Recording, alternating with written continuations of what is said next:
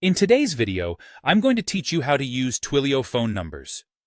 If you're diving into the world of communication APIs, Twilio is a tool you'll definitely want to familiarize yourself with. It provides a seamless experience for managing phone numbers, and today, I'll guide you through the key steps to get started. First things first, head over to Phone Numbers in your Twilio console and click on Buy a Number. Here lies the gateway to acquiring a number tailored to your specific needs. Twilio offers the flexibility to filter numbers by country, capabilities like voice or SMS, and even the type of number you need, such as local or toll-free.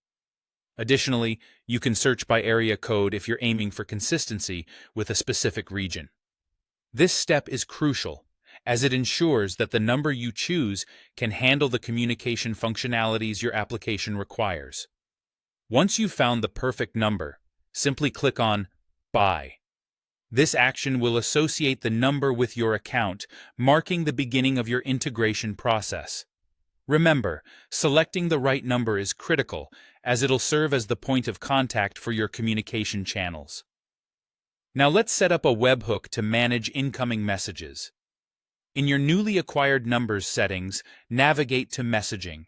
Here, you'll find the option labeled A Message Comes In. You need to specify a handler, which can either be a function within Twilio or an external webhook URL.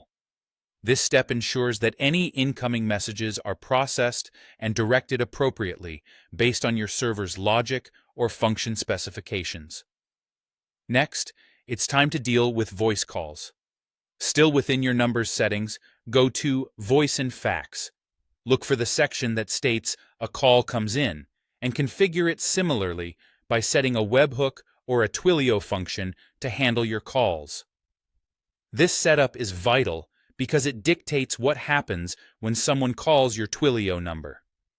You might want to route calls to a call center, start an interactive voice response system, or trigger another action, all of which require precise configuration. It's important to have a clear plan on how these two communication streams, messaging and voice, will work. Testing each aspect thoroughly can save you from future headaches and ensures a smooth user experience. There you have it, a straightforward guide on how to use Twilio phone numbers to enhance your communication capabilities. With these steps, you're well on your way to building a robust communication setup.